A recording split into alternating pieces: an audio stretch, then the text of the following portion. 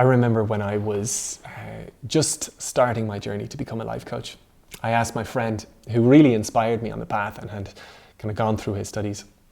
I was like, Thomas, what's it like learning to become a life coach? And he said, Jamie, it is essentially like learning to become the best friend you wished you had. And that is so true. So much of the learnings in terms of learning to become a life coach really complement friendships, relationships. And in this video, I want to share something that for me is coming up so strongly with regards to relationships, friendships, connections. It is the difference between skilled compassion and idiot compassion, or silly compassion. You can Google these terms. I think they're absolutely fascinating. And I think they're really important to talk about. For me as a friend, what I have come to highly, highly value is that when I am out of sorts, when I am challenged, and when I need to open up to a friend, that the first thing is that they can hear me out. And the second thing is that they don't give advice without being asked. But if they do, that they give what you call skilled compassion. And what that is, well, it's sometimes challenging advice. It's sometimes quite confronting advice, but it is the true advice that you need to hear. It's hard for a friend to give. It can sometimes challenge the relationship, but ultimately speaking, it's the kind of advice that is going to serve best. And I speak to that because I recognize in my past, in terms of the way I showed up for friends and the way some friends showed up for me, is that they didn't show up with that skilled compassion. Instead, they showed up with what you call idiot compassion. And what that is essentially when one plays to your ears. So instead of giving the right advice that you need to hear, they kind of appease you. And so you might be, let's say, having a challenge in work. And really the challenge is your own responsibility. But a friend giving, let's say, idiot compassion would say, oh, work is so bad and how could they treat you like that? And really what it does is, when you hear it, all it does is it encourages your own idiocy. And it pushes you away from taking responsibility and actually being able to really change the circumstances. Generally speaking, what it will do is it will encourage all the bad faults in us and all the issues and address none.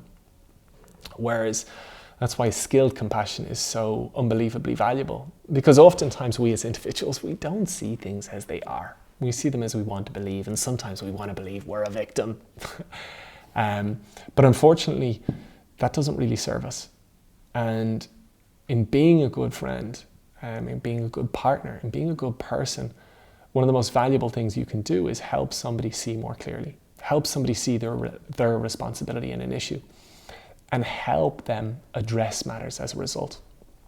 On the flip side of that, one of the worst things you can do is the opposite, and almost hide away somebody's issues and deflect them onto others. So instead of somebody recognizing their own responsibility, they start to deflect it and actually push it onto others and blame others. And unfortunately, with that attitude, they never address their issues. They don't grow. In actual fact, they can contract as an individual, and it can be really harmful. And in wanting to be a nice friend and wanting to be a helpful friend, in actual fact, what you can do is you can really negatively impact that person that you're close to, that person that has trusted you with giving them advice. So I share this with you because for me, it actually, it struck quite a chord. When I learned this difference between idiot compassion and skilled compassion, I almost immediately speaking recognized all the times I showed up as an idiot for friends and the harm that I did.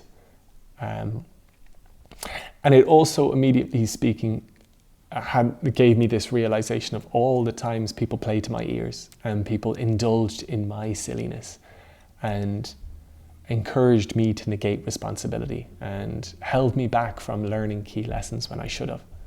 And I got angry. I got really upset. I lost value for those relationships and those connections. On the other side, what was really, really nice is it immediately speaking helped me recognize where I was met with skilled compassion. Interestingly, some of the times I was met with skilled compassion, I so didn't want to hear that I pushed those relationships away. And I had quite a funny time picking up the phone and reminiscing on conversations from sometimes years back and saying, thank you.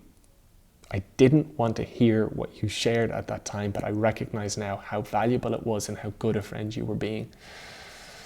It's quite a conversation to have, but a really deeply connecting and a really deeply lovely conversation. Skilled compassion is something that is so valuable, so important. It's a huge part of coaching, and the trap of that idiot compassion or that idiocy is a deep vulnerability. So I share this so that hopefully you can get the same value that I did when I heard this first. That you can prioritize giving skilled compassion in future, not just to others, but also to yourself. At the end of the day, no one can be a better coach to yourself than yourself. And this is one of the key traits that will help you so bloody well. And to steer away from that idiocy, to steer away from blaming others, seeing yourself as a victim, and to ultimately speaking, to take responsibility, to find in every situation, in every moment that unfolds, where you can take responsibility, where you can take ownership, and where you can refine for going forward. Because ultimately speaking, if we are looking to progress in life, it's the simplest way to do it. To find out what you're doing right, do more of it. To find out what you're doing wrong, and do less of it. Address it, correct it, and actually turn it into an advantage. Learn from the circumstances and realize a way in which you can address those situations that you weren't doing so well in the past expertly for going forward.